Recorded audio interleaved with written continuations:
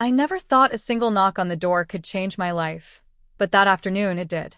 My heart was already racing, half from anticipation, half from fear, as I stared at the polished wood, waiting. I had known I wanted to explore who I really was, but stepping into someone else's world, someone I barely knew, felt like standing on the edge of a cliff. When the door opened, she smiled, not in a way that demanded anything, but in a way that invited trust.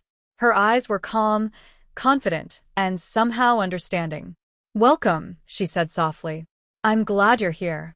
I stepped inside, the room warm and bright, filled with fabrics, mirrors, and sunlight spilling through tall windows. Everything smelled faintly of lavender and cedar, a strange comfort that made the air feel alive. I didn't know where to look first. Every corner seemed to hum with possibility. "You've been thinking about this for a long time, haven't you?" she asked, her voice steady, patient. I nodded, unable to speak. The truth of it, how much I had longed to explore this side of myself, how often I had hidden it, felt heavy and exhilarating all at once. She gestured to a full-length mirror in the center of the room. "Today, we start simple. Just try, and let yourself feel what feels right." My stomach twisted as I looked into the glass.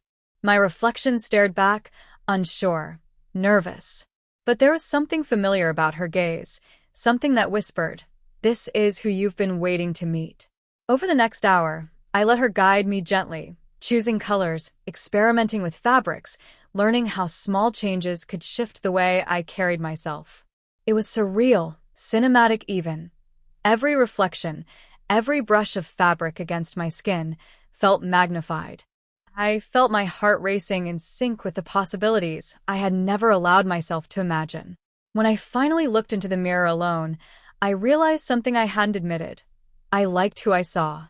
Not just the surface, but the way the reflection seemed to align with who I felt inside. And for the first time in a long time, I felt a quiet kind of courage. "You're doing beautifully," she said softly behind me. "But remember, this isn't about perfection. It's about discovery." I nodded, swallowing the lump in my throat. Every nerve in my body buzzed with anticipation, every heartbeat a reminder that this was only the beginning. And in that moment, I understood. My life had shifted in ways I couldn't yet measure. Today, I wasn't just trying something new, I was meeting the person I had been waiting to become. The days that followed felt like stepping into a world I hadn't realized I had been hiding from. Every morning, I would wake with the same nervous excitement, unsure what I would discover about myself, yet eager to see it. My mentor's room became a sanctuary, filled with soft fabrics, bright mirrors, and quiet encouragement. Each item, each brush, each ribbon seemed to whisper possibilities I hadn't dared imagine. One afternoon, she handed me a scarf, soft as a cloud. "Try it this way," she suggested. I hesitated at first, awkwardly wrapping it around my neck, unsure how it would feel. But as the fabric draped over my shoulders, something shifted. I caught my reflection and almost didn't recognize the confidence staring back at me, a tiny spark that had never been there before. "See," she said with a warm smile. "It's not about the scarf. It's about letting yourself be seen, even in small ways." Small ways became bigger steps. We practiced simple gestures, tilting my chin slightly, letting my shoulders soften, moving through the room in ways that felt natural yet unfamiliar. Every motion felt amplified in the mirrors, but instead of fear, I began to feel presence, awareness, and something that almost resembled freedom. When I returned home after those afternoons, I noticed subtle changes in myself. The way I carried my bag, the way I walked down the street, it was almost as if a quiet confidence had begun to weave itself into my posture, my expressions. I caught glimpses of it in store windows or reflective surfaces, and each time, my chest swelled with a small, growing pride. Yet it wasn't all ease. Some days, the reflection still felt foreign.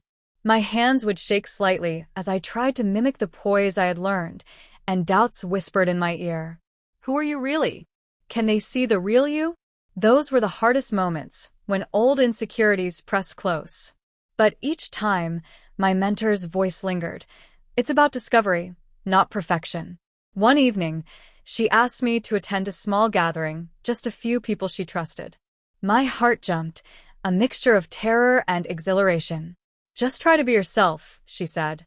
"No one else can define who that is." I nodded, though inside I felt like I was standing on a cliff. Stepping into the room, I felt every eye, every expectation, yet I remembered her words. Slowly, I let myself smile, let my posture relax, let my presence exist without apology. By the end of the night, something incredible had happened. I had laughed, shared small stories, and felt accepted, not just tolerated, but seen. The reflection in my mind shifted again. For the first time, I didn't just feel the image of myself. I felt the essence of who I could be. Walking home, the streets quiet and the lights soft against the pavement, I realized something important. Transformation wasn't just about how I looked, it was about how I let the world see me. And as long as I kept taking these small, deliberate steps, there was nothing I couldn't face.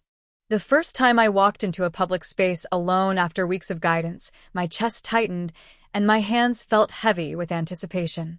The cafe where I usually spent my mornings was quiet, sunlight spilling across the tables, the scent of coffee sharp but comforting. I had practiced this countless times in front of mirrors, but the reality felt entirely different. Each step toward the counter was a negotiation with my own nerves. "You can do this. You've done it before." My voice wavered slightly when I ordered, but the barista smiled, nodding politely. That small, kind acknowledgement sent warmth through me, a reminder that fear often exaggerates itself. I found a table near the window and set down my bag, breathing slowly. Watching people pass, I realized that being seen didn't have to be frightening. It was an experiment, a practice in allowing the world to witness me, not as someone I was trying to hide from, but as someone gradually learning to exist openly. That afternoon, my mentor had given me a small task: choose an outfit that felt wholly me.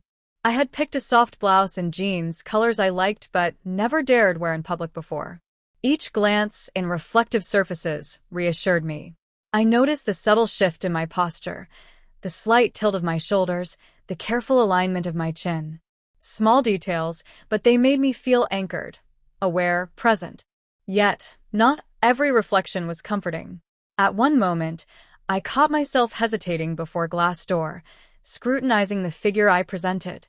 A wave of self-doubt threatened to overwhelm me, whispering that I wasn't enough, that I didn't belong. I closed my eyes, remembered my mentor's voice. Discovery, not perfection. Let yourself be seen. Opening my eyes, I walked through the door with quiet determination. The world didn't change, but I did. Every step forward was a conscious choice to embrace a part of myself I had kept hidden for too long. Later, walking along the park near my home, a gentle breeze lifted stray strands of hair across my face. For the first time, I noticed how ordinary yet magical these moments felt. Feeling the wind, seeing sunlight scatter across the grass, I recognized a truth I had always ignored. Confidence isn't innate. It's nurtured, cultivated, and claimed through experience. That evening, back in the safety of my mentor's room, I reflected on the day. The mirrors showed the same image as before, but this time it carried a quiet resilience. I traced my reflection with my fingers, a silent acknowledgement that I had taken my first meaningful step into the world on my own terms. And in that moment, I understood that growth wasn't a single event. It was a sequence of deliberate, sometimes trembling choices. Every small act of courage, every smile aloud, every mirrored reflection faced without fear was a brick in the foundation of the person I was becoming. The days that followed were a slow, steady unraveling of everything I had once thought impossible. I began to notice details in myself that had been buried beneath years of hesitation. The way my shoulders sloped when I was tense, the curve of my hands, the subtle expressions in my eyes. With each observation, I learned not just to adjust, but to own the gestures I had once unconsciously hid. My mentor encouraged me to explore clothing in ways I had never allowed.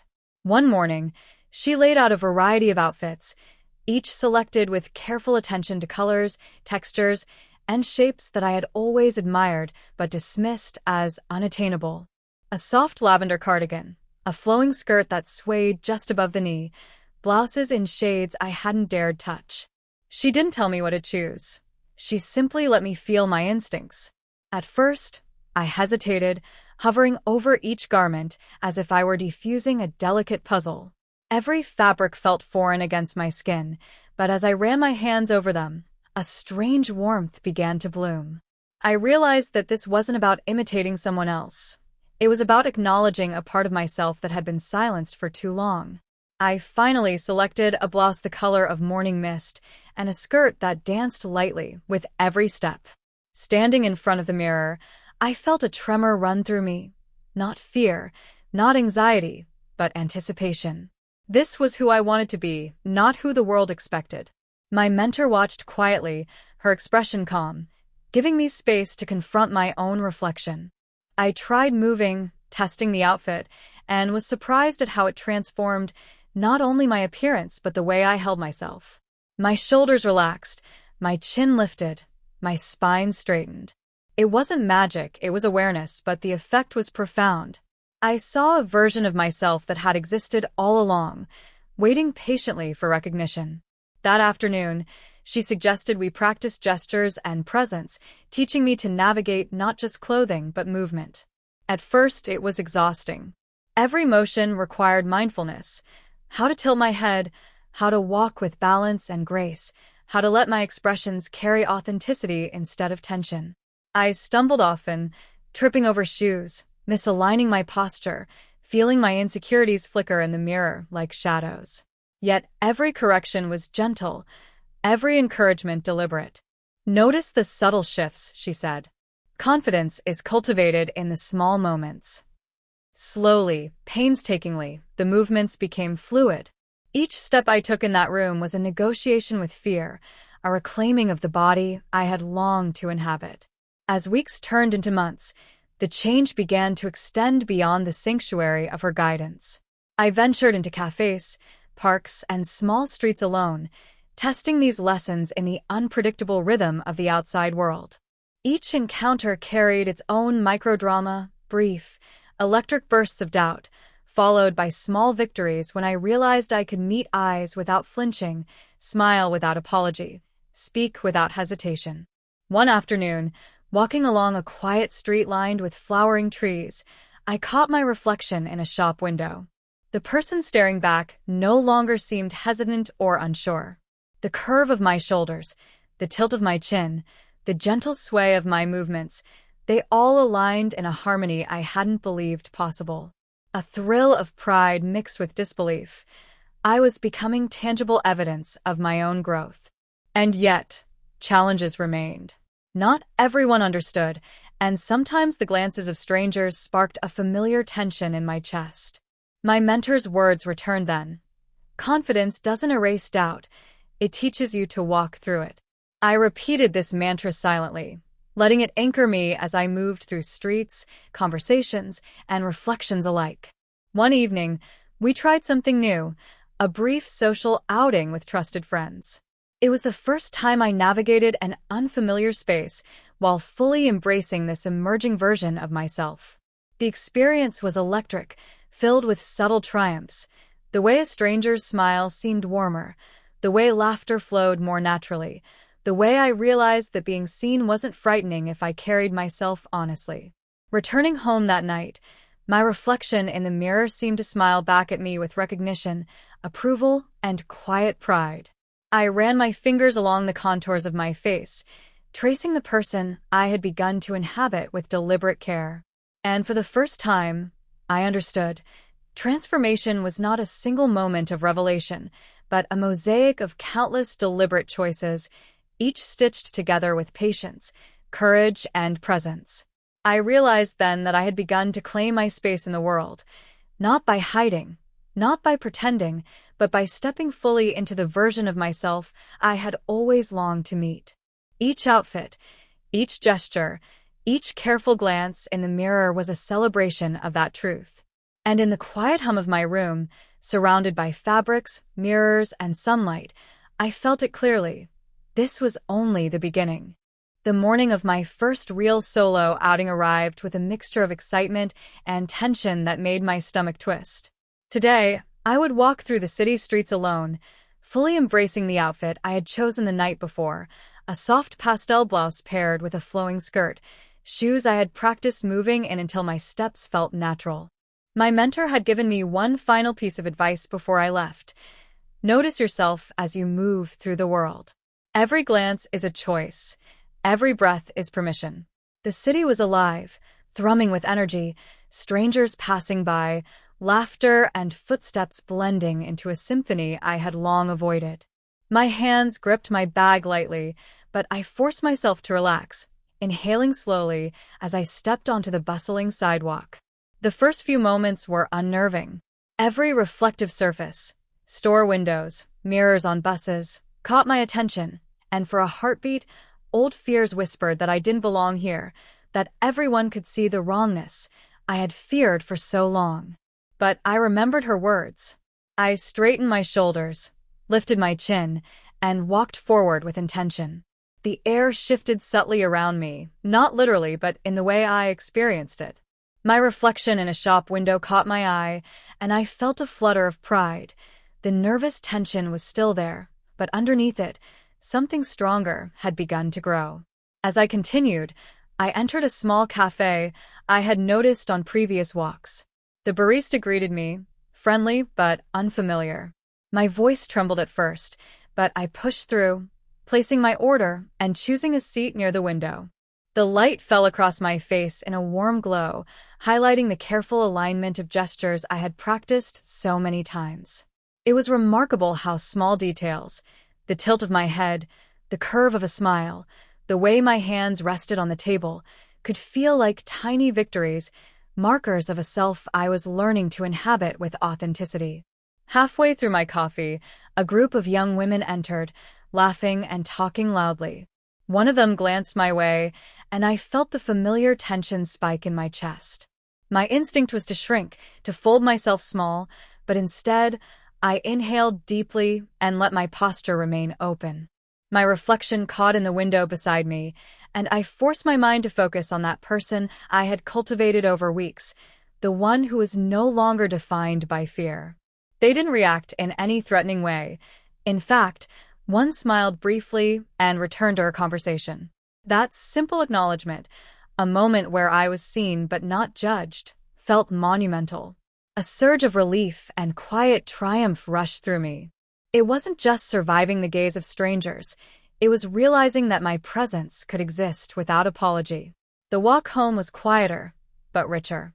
I noticed small things I had overlooked before, the rhythm of my footsteps on the pavement, the way sunlight glinted off wet leaves, the soft murmur of conversations drifting from open windows. Everything felt heightened, vibrant, alive. And within that world, I felt myself claiming a space that had once seemed impossible to inhabit.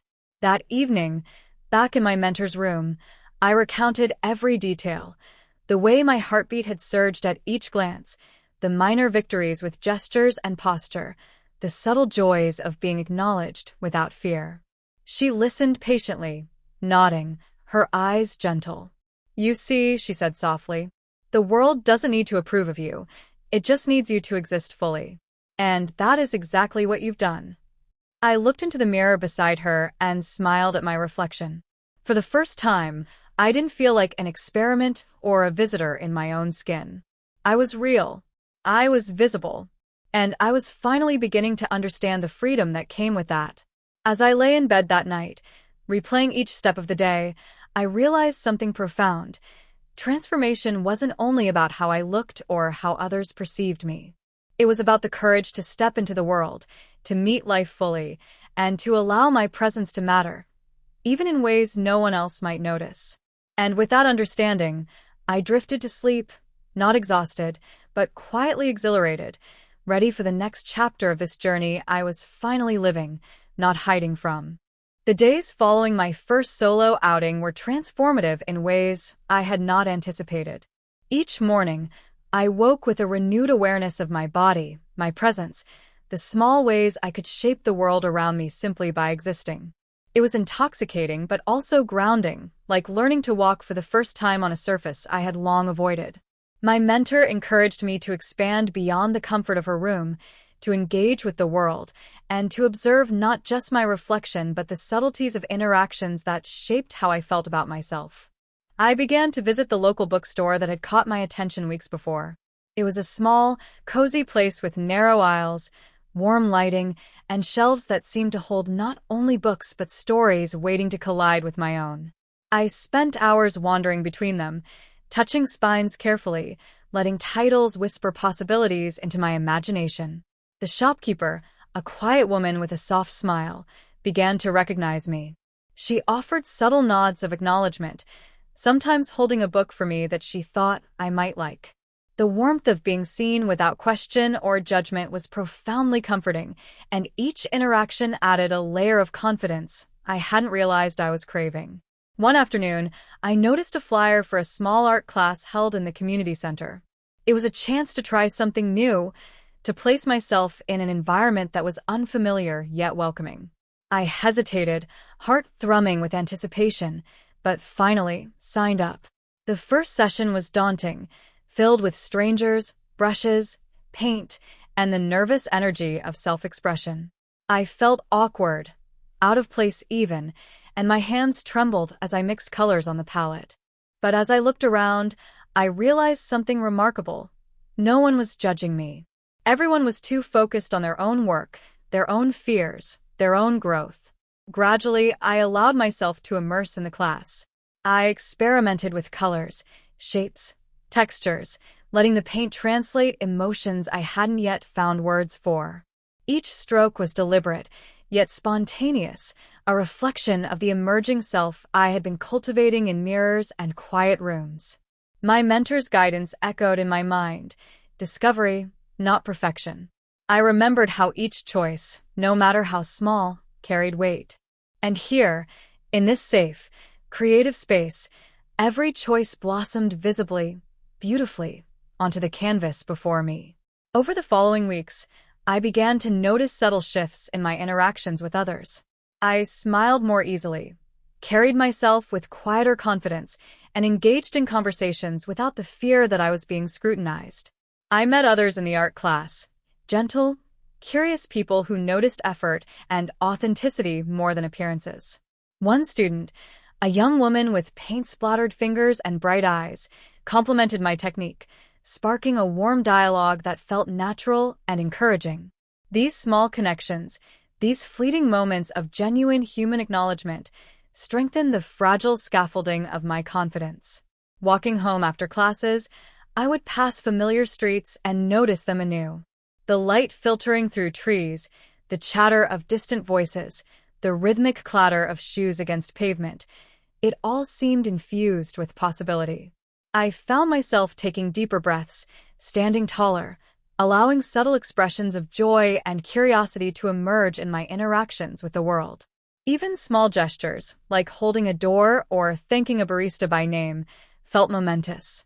I was learning the weight and freedom of being fully present. One particularly quiet evening, I returned to my mentor's room to share everything I had experienced. The way my face lit up as I recounted interactions, my hands gesturing animatedly, was noticed and met with warmth. "You've begun to step fully into yourself," she said softly. "These experiences aren't just lessons, they're proof of your courage and authenticity." I paused at that, staring at my reflection in the mirror across the room. The person looking back at me was familiar and new simultaneously. The posture, the expressions, the subtle grace I carried, they had been forged through weeks of deliberate action, reflection, and trust. And yet, I knew there was more to explore. Each day, each interaction, each quiet victory was another brushstroke on the portrait of who I could be. As I lay in bed that night, the soft hum of the city beyond my window mixing with the distant laughter of neighbors, I realized that my journey was no longer just about discovery in private. It was about bringing the self I had nurtured into the broader, unpredictable world. The thought made me both nervous and exhilarated. I could feel the tension of vulnerability coiled tightly in my chest, yet beneath it, an emerging thrill, the anticipation of authentic connection, the possibility of joy, and the freedom of presence. And in that quiet, suspended moment before sleep, I understood something profound. Transformation wasn't a singular event. It was a process, woven through countless small choices, deliberate risks, and moments of courage.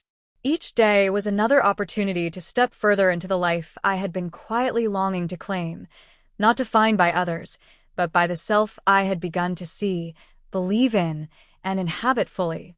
The weeks that followed my art class outings brought a new kind of anticipation, one that wasn't just about self-expression but about connection.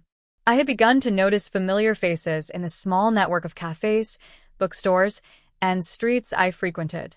People began to recognize me, not in a way that was intrusive, but in a way that felt quietly affirming. And within that, I felt a burgeoning sense of courage, the kind that makes you consider sharing more of yourself with someone beyond the mirrors, the rooms, and the safety of known spaces. There was one person in particular who caught my attention, a young woman named Mara, who worked at the corner bookstore. She had bright, attentive eyes and a way of speaking that made it impossible not to be drawn in. Each interaction began as a simple exchange, asking about a book, thanking her for holding a title, but gradually, our conversations stretched longer. We spoke about stories, dreams, and small, unspoken struggles that seemed to hover at the edges of everyday life. Her ease was intoxicating, and I found myself wanting to be fully known in her presence. The thought of revealing more, of sharing the deeper truth of who I was, filled me with both excitement and terror. I had learned courage in mirrors, in fabric, in quiet, deliberate steps through the city, but would it hold when faced with someone who didn't know my journey? The anxiety was palpable, like a storm pressing against the edges of my chest. My mentor's voice came to mind. Being seen by others is a continuation of being seen by yourself. Trust the process. One afternoon, I decided to take the risk. I walked into the bookstore, my heart pounding with every step. Mara looked up from the counter and smiled warmly. "Hey, it's good to see you," she said, her voice unhurried, genuine. I returned the smile, though my hands shook slightly. I wanted to share something. I began, my voice catching. She tilted her head, encouraging me to continue. "I've been exploring a side of myself I've long kept private. It's part of who I am, and it's taken me time to understand it fully. I'm learning to be myself openly." Her gaze softened, patient and curious. "Thank you for trusting me with that," she said. "I can't imagine it was easy." I exhaled slowly, a tension I hadn't realized I was holding releasing in that single moment. Her response was calm, accepting, and entirely non-judgmental. That simple acknowledgement, recognition without pressure, was more powerful than I could have anticipated. For the first time, I felt a profound sense of relief. My presence, my identity, my self-expression didn't require apology. Over the following hours, we spoke more openly. I shared the lessons I had learned with my mentor, the small triumphs in posture, gesture, and clothing, and the gradual unfolding of confidence in public spaces. Mara listened, engaged, curious, not prying but genuinely interested. In return, she shared her own experiences of discovering confidence, identity, and the subtle art of being seen in a world that often overlooks authenticity. The conversation was more than dialogue, it was validation. Each shared moment felt like a brick laid carefully in the foundation of my self-assurance. I realized that the courage to be fully visible in private spaces was one thing. The courage to let someone witness your authenticity without filtering it was another. And I had done it. Walking home that evening, I noticed the small details of the city as if through a magnifying lens. The soft glow of street lamps, the way shadows stretched across cobblestones, the hum of distant conversations. Every sight, every sound, every reflection of myself felt enriched by the awareness that I had stepped into the world fully and been accepted. Back in my room, I stared at my reflection, tracing the contours of a self I had been cultivating for months. The reflection smiled back, not with the tentative curiosity of before, but with a quiet pride and a deep sense of belonging.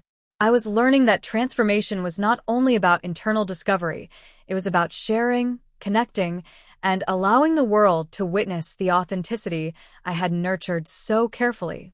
As I drifted to sleep that night, the hum of the city blending with distant laughter and the rustle of leaves, I understood a truth that had been slowly crystallizing.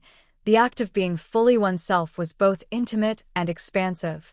Each step I took toward connection, each person I allowed to see me, each conversation held in honesty, was part of the mosaic of self I was finally learning to inhabit without fear. The next challenge arrived unexpectedly. I had been invited to a small community meetup at a local library, a gathering of creative enthusiasts, people who shared ideas, passions, and stories. My mentor had encouraged me to attend, gently reminding me that growth often comes in moments of discomfort, when you push beyond familiar spaces. I nodded at her advice, though my stomach churned at the thought. This was not the controlled environment of my mentor's room, or the quiet streets where I had grown accustomed to attention at my own pace. Here, I would be observed, assessed, measured by people who didn't know the journey I had taken. I arrived early, dressed in a soft teal blouse and a pleated skirt that fell just below my knees. I had spent extra time practicing gestures in front of the mirror that morning, small, confident movements, gentle tilts of my chin, the subtle curve of my smile. I wanted to inhabit myself fully before entering a space that might not understand. As I stepped inside, the chatter of conversation washed over me. People were clustered in small groups, laughing, exchanging books and art supplies, their eyes briefly flicking toward me as I found a corner to settle in. I felt a familiar tremor of anxiety, the old reflex urging me to shrink, to make myself invisible. But I caught sight of my reflection in a polished window and whispered to myself, "You've practiced. You belong here." The first 30 minutes were cautious. I observed from the edge, nodding, smiling politely, responding to questions with measured confidence. A few glances of curiosity landed on me, and I noticed my chest tightening slightly each time. One attendee, a man with sharp eyes, approached with a polite smile. "You're new here, right? I haven't seen you before." "Yes," I said, my voice steadier than I expected. "I'm excited to join and learn from everyone." He nodded, briefly studying me, and then moved on. No judgment, no ridicule, just acknowledgement. The encounter, simple as it was, felt monumental. Each interaction, each measured response, reinforced that the world could witness me and still feel neutral, even welcoming. Gradually, I let myself drift closer to the center of the room. A group was discussing a collaborative art project, and my mentor's words echoed in my mind. Connection requires presence. Presence requires courage. I joined the conversation, offering small insights, describing techniques I had practiced in solitude. My ideas were received with interest, questions, and even laughter at a well-timed joke. I felt myself relaxing, absorbing the warmth of genuine engagement, and recognizing that the space could accommodate not just my presence, but my authenticity. Yet there were subtle challenges, too. A few passing glances held curiosity that bordered on skepticism, and one comment, innocuous in tone but laced with assumption, made my heart race. Who does she think she is? I felt the old reflex to retreat, to fold into myself. But instead, I breathed deeply, recalling weeks of practice, the slow, deliberate cultivation of confidence. I reminded myself, their perception does not define you. Your presence does. By the end of the meetup, something remarkable had happened. I had contributed, laughed, been acknowledged, and had even offered encouragement to others. I left not triumphant in a flashy way, but quietly confident, strengthened by the knowledge that I could navigate spaces outside the sanctuary of my mentor's guidance. I had taken myself seriously, and others had, too, not because I demanded it, but because I carried authenticity with me. Walking home that evening, the city lights painting soft halos across the pavement, I reflected on the day. Every hesitant step, every deliberate gesture, every courageous interaction had become a testament to growth. I realized then that social resilience wasn't about ignoring discomfort. It was about acknowledging fear, stepping forward anyway, and allowing yourself to exist fully. That night, I stood before the mirror, brushing my hair softly. The reflection that gazed back at me was no longer tentative. There was a quiet strength in the eyes, a self-possession in the posture, a subtle glow in the expressions I had worked so hard to cultivate. I traced the lines of my face with gentle care, acknowledging the person I was becoming, a person capable of facing uncertainty, embracing connection, and holding space for authenticity even when the world might not fully understand. As I finally lay down to sleep, I felt a profound sense of accomplishment and calm. Transformation was no longer just private. It was lived, visible, and resilient. And with each day that passed, I understood that the journey was as much about enduring challenges as it was about celebrating victories, each step building toward a self I could inhabit completely, proudly, and without fear. The following weeks marked a turning point in a way I hadn't anticipated. Each day became an opportunity to explore more boldly, to step into spaces I had once approached with hesitation, and to allow my presence to resonate authentically in the world. I began to notice subtleties in interactions that I had never paid attention to before. The way a smile could soften a conversation, how posture influenced perception, and the quiet power of expressing oneself without apology. It started with the small victories: greetings in familiar cafes, brief chats with strangers, the acknowledgement of friends in my art class. But then something shifted. One afternoon, Mara, the bookstore friend I had grown close to, invited me to a local creative showcase. "It's a safe space," she said, "filled with people who celebrate expression. I think you'd love it." My heart raced, a mixture of excitement and anxiety. This was beyond the controlled environment of classrooms or quiet streets. It was a public stage, one where self-expression would be visible to a larger audience. I spent hours preparing that morning. I chose a soft cream blouse, delicate embroidery tracing the neckline, paired with a flowing skirt in muted teal. Every detail felt deliberate: the shoes that allowed for confident movement, the subtle accessories that reflected personality without overwhelming, the small gestures I had practiced countless times in mirrors. My mentor's advice echoed: presence is cultivated in preparation, but lived in courage. Arriving at the showcase, I felt the familiar stirrings of anxiety. The room was alive with movement, color, and conversation. Artists displayed work that ranged from sculpture to painting, performances to spoken word. Faces turned, some curious, some welcoming, some indifferent. I felt the weight of observation, the invisible measure of others' expectations pressing against me. But then, Mara's smile anchored me, a reminder that I had allies, witnesses who saw my authenticity as something to celebrate rather than critique. I moved through the crowd deliberately, letting my posture carry quiet confidence. Conversations flowed with surprising ease.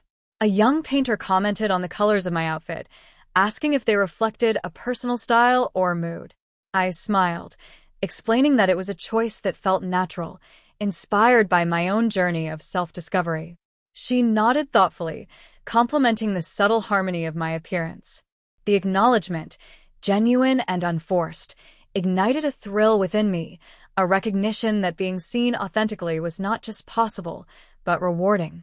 Later, during a small discussion circle, I was invited to share my experiences. My hands shook slightly and my voice wavered at first, but as I spoke, recounting the slow, deliberate cultivation of confidence, the lessons from my mentor, and the incremental victories of small social interactions, a calm began to settle. People listened attentively, nodding, smiling, some whispering words of encouragement. It was surreal. This space, once intimidating, became a mirror reflecting not just my image, but my presence, my narrative, my growth. By the evening, I realized that something profound had happened. The room had shifted from a place of observation to a space of mutual recognition. I had not only navigated the environment, but contributed to it, leaving subtle traces of authenticity in every interaction, every gesture, every word. Mara's presence beside me offered quiet reassurance, but I recognized that the courage had emerged from within. Walking home under the glow of streetlights, the city alive with subtle music and distant chatter, I reflected on the journey that had brought me here. The mirrors in my mentor's room had been the beginning, but this, the recognition, the affirmation, the shared human experience, was the extension of that foundation into life itself. My reflection in shop windows, previously a source of tentative curiosity, now resonated with quiet pride, each step reinforcing the self I had been cultivating with patience and courage. That night, standing before my mirror, I lingered longer than usual. I traced the lines of my face, the curves of my shoulders, the subtleties of posture and expression I had nurtured for months. This reflection was no longer hesitant or unsure. It was fully alive, responsive, and present. I smiled at the person looking back, acknowledging the transformation that had begun privately and was now flourishing publicly. And in that moment, I understood a profound truth. Authenticity is both intimate and expansive. It is cultivated in private reflection, nurtured through deliberate practice, and realized in shared experience. Every risk, every small act of courage, every step into spaces of potential judgment had contributed to a mosaic of self I was now ready to inhabit fully. As sleep approached, I felt a quiet, unshakable exhilaration. The journey was far from over, but the victories of today, a day filled with recognition, connection, and the courage to exist fully, had reinforced the foundation of who I was becoming. And I knew that tomorrow would bring new opportunities, new spaces to explore, and new reflections in which I could continue to grow, seen and unafraid. The journey had stretched across months, each day layering experiences like brushstrokes on a canvas I was slowly learning to call my own. As I stood in my room one quiet evening, the golden light spilling across the floor, I realized how far I had come. Not in a single, dramatic moment, but in countless small steps taken with trembling hands, tentative gestures, hesitant glances, and then, gradually, deliberate choices. I traced my reflection in the mirror. There was the same face I had begun with months ago, but now it carried nuance, quiet confidence, authenticity, and a softness that spoke of acceptance. The reflection no longer held hesitation or doubt. It held life, lived fully, gently, and with intention. Looking back, I remembered the first day I had stepped into my mentor's room, the heart-pounding uncertainty, the trembling hands, the fear of being seen. I recalled the fabrics, the mirrors, the deliberate guidance, and the endless hours of practice in posture, gestures, and self-expression.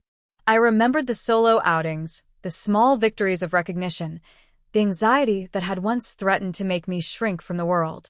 And now, each memory felt like a stepping stone, a path carved toward presence and self-assurance. I thought of Mara, the bookstore friend who had become a mirror of support and acceptance, the gentle reminder that authentic connection could coexist with courage.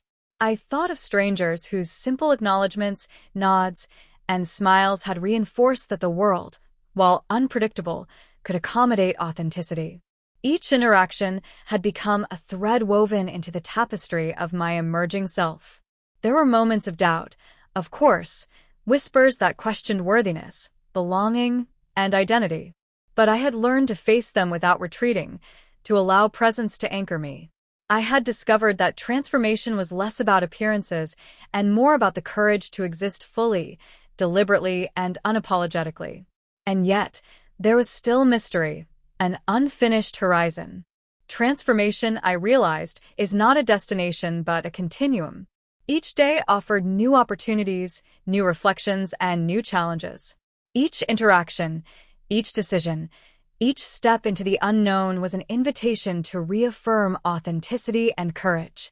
I understood then that the journey would continue, not as a quest for perfection, but as a celebration of growth, resilience, and self-discovery. Standing in front of the mirror, I allowed a small, contented smile to cross my face. I had been nervous, timid, uncertain. And now, I was present, alive, and fully myself. I had learned the subtle artistry of confidence, the gentle power of authentic expression, and the quiet triumph of being seen and accepted, first by mirrors, then by the world. The room was quiet, the city beyond my window softly alive. I turned slowly, letting the golden light wrap around me, and for a moment I paused, absorbing the profound simplicity of existence. There was no grand revelation, no sudden transformation. Just me, deliberate, authentic, and quietly radiant. And as the night settled, I felt a gentle certainty. The world would continue to unfold in unpredictable ways, but I was ready. Ready to meet it fully, openly, and with the courage of someone who had finally learned to inhabit herself without apology.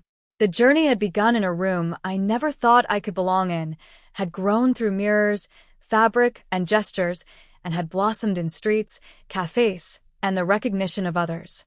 And yet, it was not the places, but the courage within, the deliberate choice to be present, that had transformed me entirely. I smiled one last time at my reflection and whispered softly, "This is only the beginning." And in that quiet, suspended moment, I understood something essential. Transformation isn't about who others see. It's about the self you finally allow to exist, fully, openly, and without fear.